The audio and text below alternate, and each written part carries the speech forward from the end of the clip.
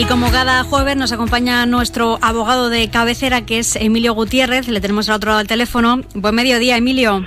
Buen mediodía, Raquel, ¿qué tal? Muchísimas gracias por acompañarnos. Estáis a pleno rendimiento ya en la oficina.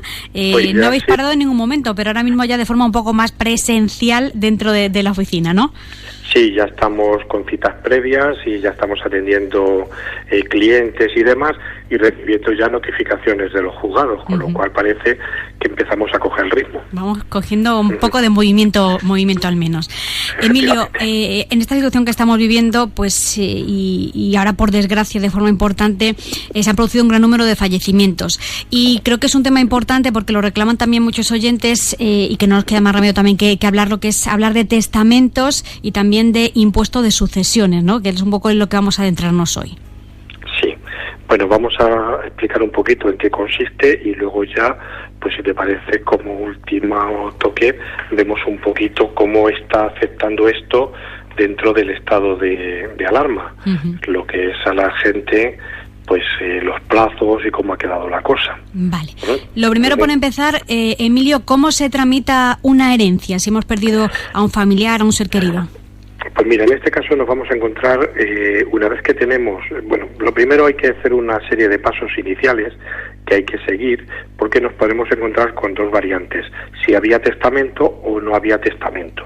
Entonces, dentro de esos plazos iniciales o esos pasos iniciales a seguir, lo primero que tenemos que tener es, aparte de la obtención del certificado de defunción, que nos lo van a dar en el registro civil o la funeraria, pues una vez que hayamos obtenido ese certificado, pues habrá que solicitar, que están todos en Madrid, en el registro central de actos de últimas voluntades, pues habrá que pedir el certificado precisamente de actos de últimas voluntades. A partir de ahí ya sabremos si el fallecido había hecho o no había hecho testamento. Eso es lo que nos va a marcar este certificado, ¿no? Efectivamente, el certificado, sí, el certificado lo que nos va a decir es si esa persona tenía testamento o no tenía testamento. ¿Qué tiene testamento? Pues va a aparecer el notario y el protocolo en el cual la persona que ha fallecido otorgó testamento en aquella fecha, y se le tiene que solicitar al notario pues que autorice o que os dé al heredero una copia de ese testamento. Vale. Si no hubiera testamento, pues habría que hacer lo que se llama una declaración de herederos ab intestato, que parece que es un nombre raro, pero es muy sencillo, es hacer la declaración de herederos cuando no hay testamento, así de simple, ¿vale? Entonces, a partir de ahí, una vez que tenemos eso, pues ya se prepara y se hace con el resto de los herederos que haya, pues el reparto o la liquidación de los impuestos. Vale, pues te parece que nos centramos un poco en impuestos y en plazos, porque todos aquellos que heredan tienen que hacer frente, lo sabe todo el mundo, al pago del impuesto de sucesiones, ¿no? Mira, aquí me voy a referir sobre todo a Talavera, pero Talavera ciudad, porque en los pueblos esto puede cambiar, por una razón muy sencilla. Por un lado, el impuesto de sucesiones afecta a toda Castilla-La Mancha, evidentemente, incluida Talavera, pero hay otro impuesto que es el de la plusvalía, que en Talavera, por ejemplo, sí que existe, y hay en poblaciones o pueblos pequeñitos que no existe. Por eso me voy a referir siempre a Talavera ciudad. De la Reina. En el ámbito de ciudad, Talavera ciudad. Y... Efectivamente, es que hablamos a lo mejor de Pepino y sinceramente yo ahora mismo no sé si Pepino tiene o no tiene plusvalía. Esa plusvalía. O Pepino, Velada, Calera, Mejorada, Seguría, cualquier pueblo tiene su ordenanza municipal sobre este impuesto. Bueno, pues nos centramos en Talavera de la Reina, ciudad. Lo primero, ¿qué plazo hay normalmente? Pues mira, normalmente para el pago de este impuesto es de 6 meses, desde la fecha del fallecimiento de lo que llamamos el causante, que no deja de ser nada más que la persona que ha fallecido. Y tan solo se podrá coger una única prórroga de otros 6 meses adicionales siempre que se solicite dentro del 5º mes contado desde ese fallecimiento. Vale, perfecto. ¿Vale? ¿Quiere decir esto, por ejemplo, Emilio, que he de abonar estos impuestos aun cuando no haya recibido, por ejemplo, herencia o haya firmado una adjudicación de la misma? Sí, la respuesta es sí. a excepción de que se trate de la solitud de la suspensión o haya algún litigio o controversia en relación a la testamentaría, que entonces lo que habría que hacer sería ponerlo en conocimiento de la oficina liquidadora del registro. No sé si todo esto ha cambiado, Emilio, con esa situación que estamos viviendo especial y excepcional del COVID-19. Pues en una parte sí que ha cambiado, y te digo, mira, por ejemplo, sí que hay moratorias en relación a esos impuestos, se mantiene en la actualidad hay un aplazamiento del pago de los impuestos cedidos y de gestión propia hasta que finalice la crisis. En Castilla-La Mancha concretamente hay una orden del 31 de marzo, Castilla y León, por ejemplo, es del 17 de abril, y en ellas lo que se recoge es, y ojo al dato que esto es muy importante, si el pago de ese impuesto finaliza durante la vigencia del estado de alarma, se amplía un mes contado a partir de la fecha de finalización de la vigencia del estado de alarma. Es decir, tú imagínate que hay una persona que falleció 6 meses antes de la entrada del COVID, por ejemplo. Antes del estado de alarma, que fue el 14 de marzo, ¿no? Previa a esa fecha. Vamos a poner que falleció el 20 de octubre. Perfecto. Si fallece el 20 de octubre, los 6 meses los haría el 20 de marzo, ¿no? Bueno, pues entonces, como tendrían que haber liquidado el impuesto durante el estado de alarma, lo que se hace es ampliar un mes más desde que termine el estado de alarma, porque entiende el Estado que no se ha podido hacer esa liquidación del impuesto. Y si el periodo finaliza dentro de los 15 días naturales siguientes a la finalización del estado de alarma, también se le va a ampliar un plazo de un mes a partir de la fecha de finalización del estado de alarma.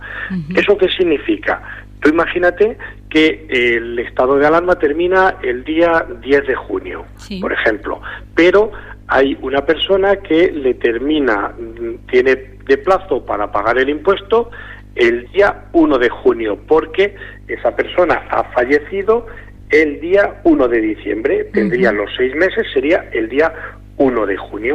¿Qué ocurre ahí? Que como ha terminado dentro del periodo del estado de alarma, que ya ha terminado, pues se le ampliaría ese plazo un mes más. ¿Vale? Perfecto. Eso respecto al impuesto de sucesiones. Vale, por otro lado tenemos la plusvalía que tenemos aquí en Talavera de la Reina, que nos has comentado que tenemos en nuestro municipio. ¿Eso cómo está con esta situación de COVID? Pues mira, no hay nada regulado en este sentido, pero a mí me consta que el ayuntamiento y las personas encargadas de gestionar la plusvalía pues han sido sensibles con el estado actual y están otorgando aplazamientos a las personas que lo están solicitando, un poco acorde con el impuesto o con la orden de la Junta de Comunidades de Castilla-La Mancha. Pero insisto, lo están haciendo porque han sido sensibles a esto.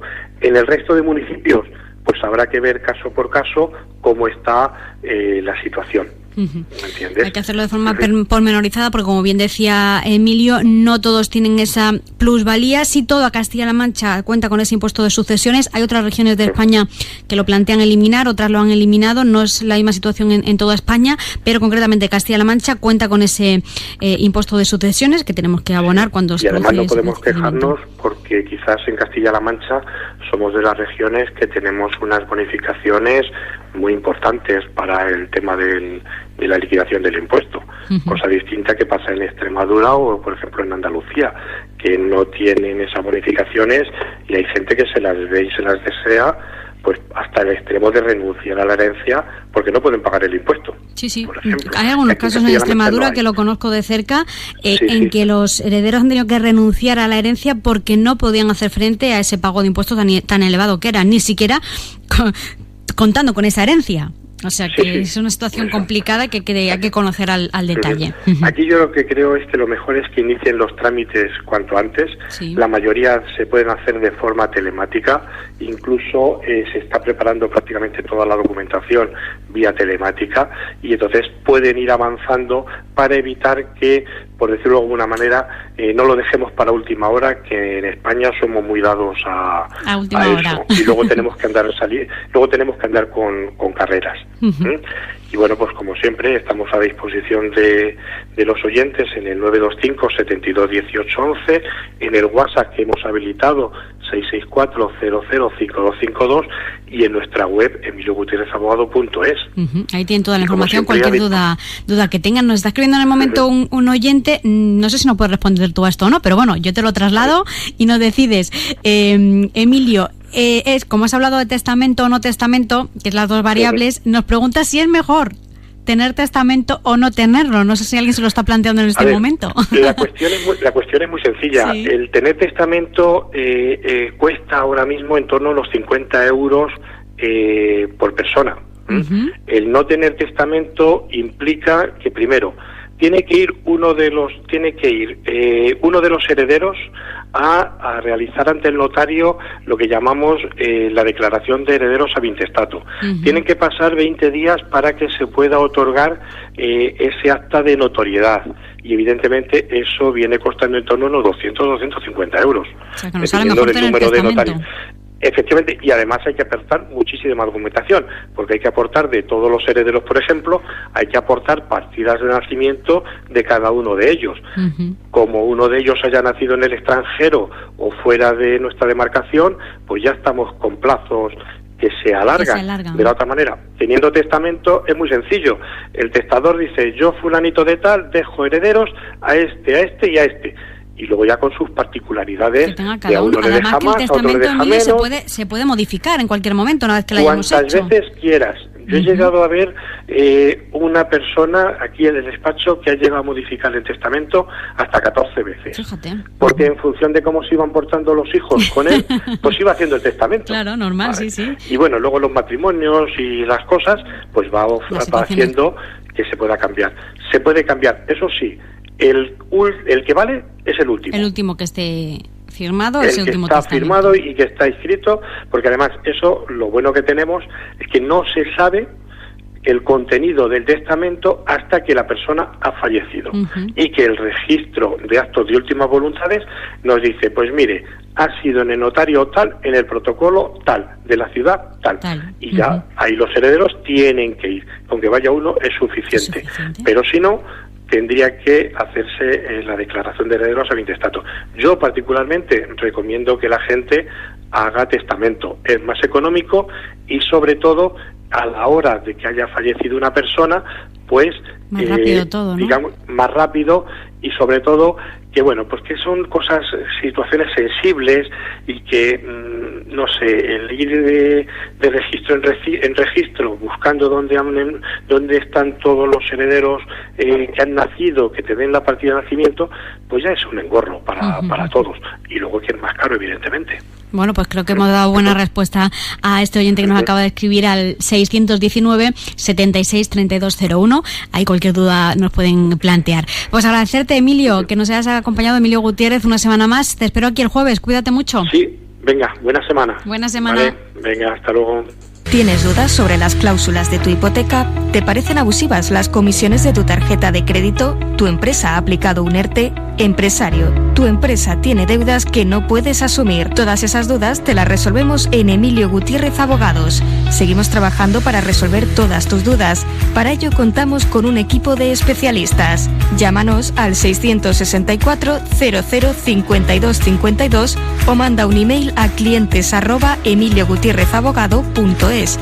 Hoy más que nunca estamos cerca de ti. Bueno, pues así llegamos a la 1:21 y cambiamos de asunto total.